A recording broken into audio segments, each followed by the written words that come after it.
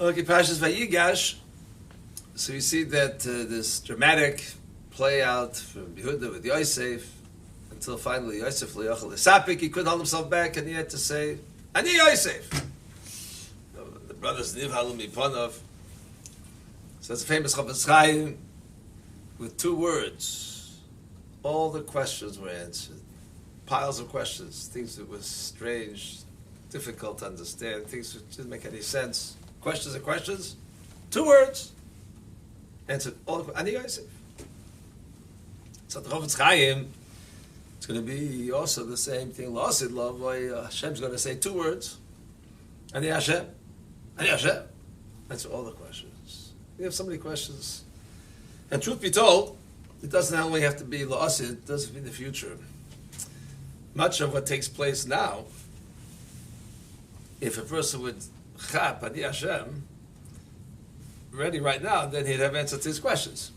If he realizes that whatever takes place, he's taking like Kodesh Baruch Hu wants it, Tifashvesh B'mais, if the Gemara says, if a person sees things happening to himself, check things you've done. And Midah K'neged Midah, people can find things that they did maybe themselves. If a person looks, if a person recognizes Hashem, also, it takes away the yush. In other words, how come this is happening? What's going on? I did this thing wrong. Meaning in the schemes of the matter. It's nothing to do with the person doing something wrong. It's a matter of Kodesh Baruch Hu orchestrating the things to happen. Remember, I think it was Rabbi from Baltimore was here once to came speak on Nebuch. Some tragedies took place. He talked about Eoiv and the fact that Eoiv went through his difficulties, but basically the message was from Hashem at the end, Ani Hashem. Oh, Hashem was here the whole time. Oh, this is the Chama. The person feels forlorn or forsaken, and he realizes Chas v'shalom as if he's lost. That's most of the time the biggest problems. But if a person realizes that's Hashem, okay, Hashem has a plan. That already is the nechama in the person's mind how to be able to handle things many times, makes things much easier, knowing that you're in the embrace of Hashem, the loving embrace of Hashem, and sometimes the loving embrace of Hashem, sometimes as a loving parent, children have to go through difficult situations for their sake, for what's good for them.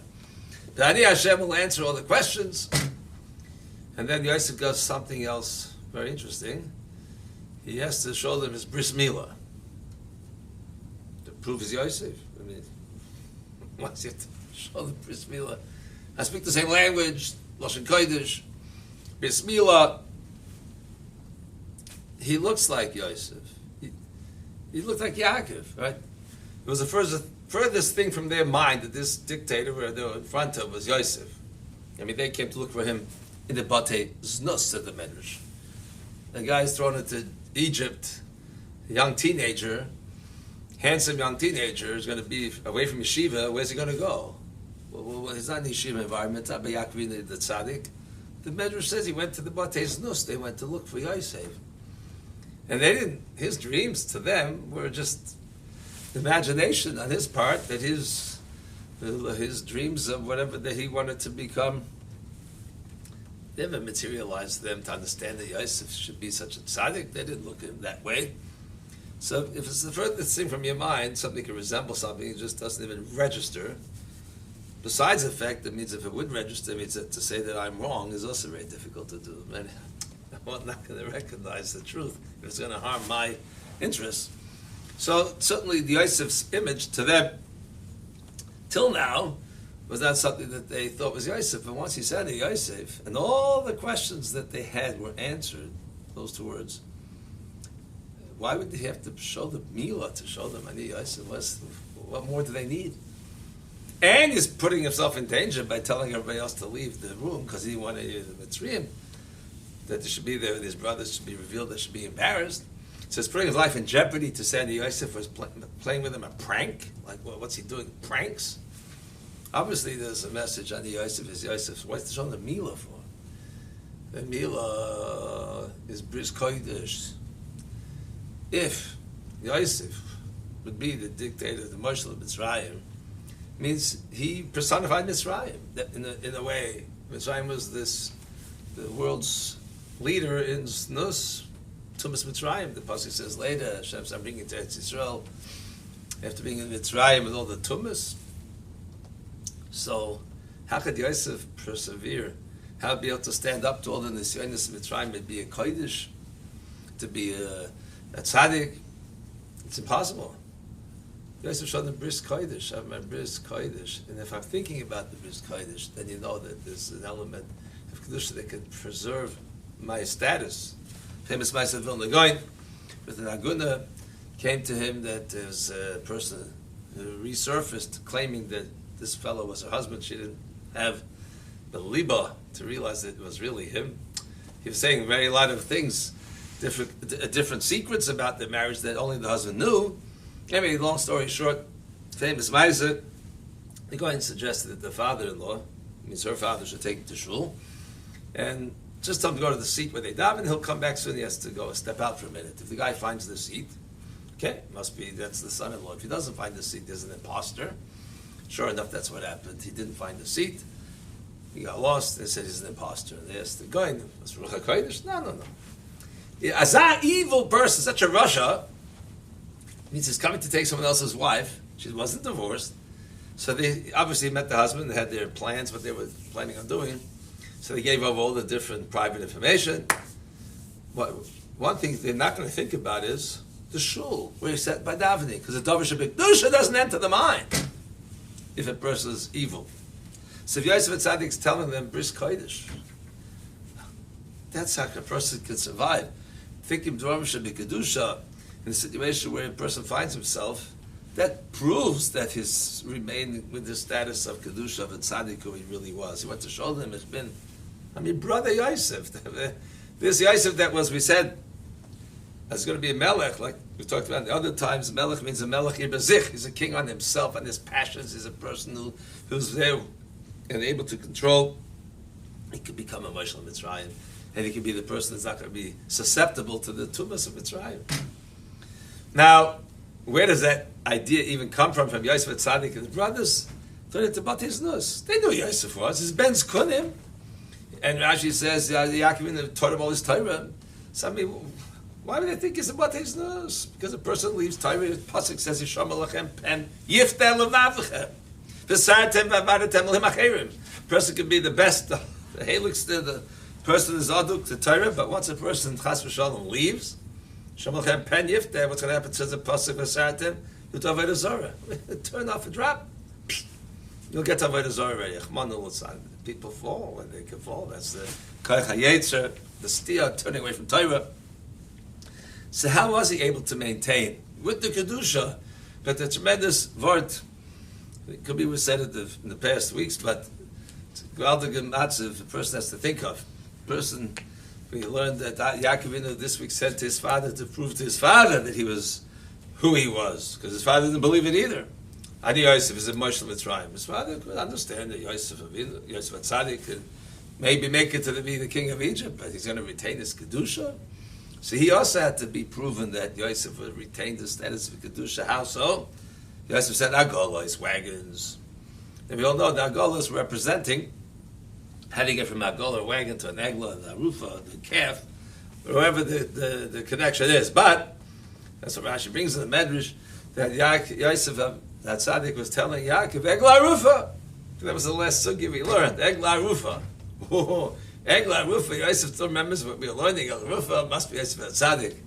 But better, not better, but just to explain it more in a way which could also bring us some more clarity. We mentioned that the Chizkuni says by the Ever Mina, by the Gid Anoshe. Al Kein Lo Yochim Bnei Yisrael is Gid Anoshe. Why? Because of the Chizkuni that the brothers left Yaakov be alone. How can they let your father be alone? Your father be alone? Knas. Okay, you people can't eat. Gid Anoshe. Al Kein Lo Yochim Bnei Yisrael Gid Anoshe. So Yaakov learned from there too that you can't leave a Yid alone. And from there he learned that you have to do Levaya, you have to accompany. So when he sent Yosef to his mission to see his brothers in Shechem, so the Chizkuni Yaakov was Malava Yosef. He walked him out, gave him Levaya. Didn't go with him all the way, but he gave him Levaya. That's what Egla Ruf is, right? Levaya. If they know the Shavka Saddam Azeh, there's Cain to say, we didn't kill this person. I said, we'll kill him. No, it means that they supplied him his food and they provided him his levaya. When he walked out of town, they gave him his escort. We did what we had to do. So Yaakov gave Yosef levaya. So then how come Yosef was ruthlessly taken and thrown into the dungeons? Into the pit by the brothers and then taken to Mitzrayim? Because that levaya is what made Yosef survive. Yaakov couldn't believe how he's supposed to survive in Tumas Mitzrayim, Meshes by Tifer. Because the most his father's image appeared to him. Every time he's about to succumb to another challenge, it's hard what would come to his conscience and tell him, Yosef. Yaakov would come to him. Why? Yaakov was Malava Yosef. He went with him on this, sent him on that mission. He walked him out. He became that message. A person goes out with that levaya that accompanies him on his way all the way through Mitzrayim. So that the Diyukna of Yaakov accompanied Yosef throughout his ordeals and his challenges, and that's how he was able to. That's why he tells his father, "Agolis is Agla Arufa. The sugi belongs to Agla Arufa. You metapel with me like an Agla Arufa. You gave me the levaya. That's how I survived. You wonder how I survived? That's how I survived. What's the message a person has to face?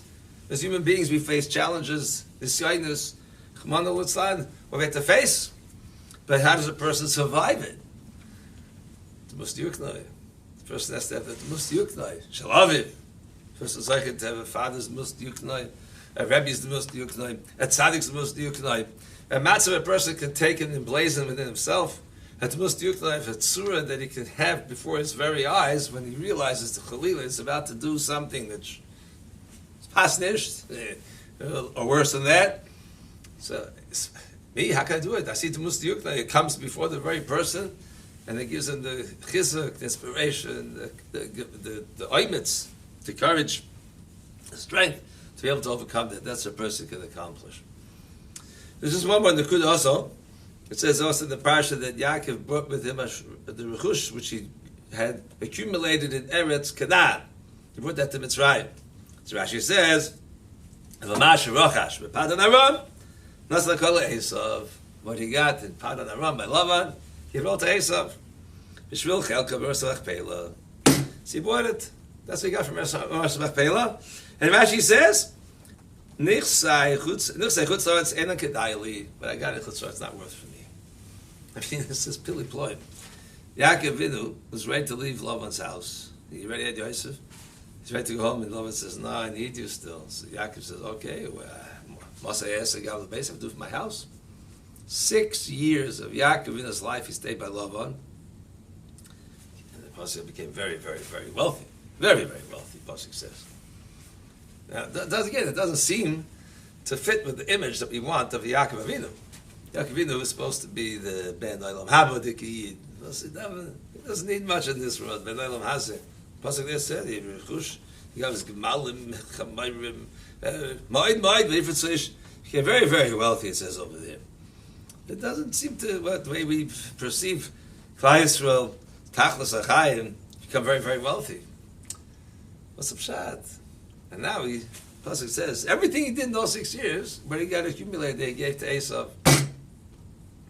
And he bought his chelik and Ras Machpelah. Ras Machpelah is supposed to be the most expensive burial plot in history. I mean, Avram Avinu paid millions of dollars just for the cave. And Yaakov is paying all these millions of dollars he accumulated by Beis Lavan just for his grave. Just that part. So he did Labesi. What do you see from there? That all of this Gashmias, all that wealth he put into was what? He bought his chelik of where to be buried, which is Chevron, which is a makom, a tefillah for Klal Yisrael for thousands of years. Thousands of years. In the Chevron, Ras Machpelah, makom, a tefillah brings Yeshua's. The Malbim says Chevron is Lashon, I think it's a Malbim, it's Mechaber Shemaim and Eretz. That's a place that heaven and earth still come together.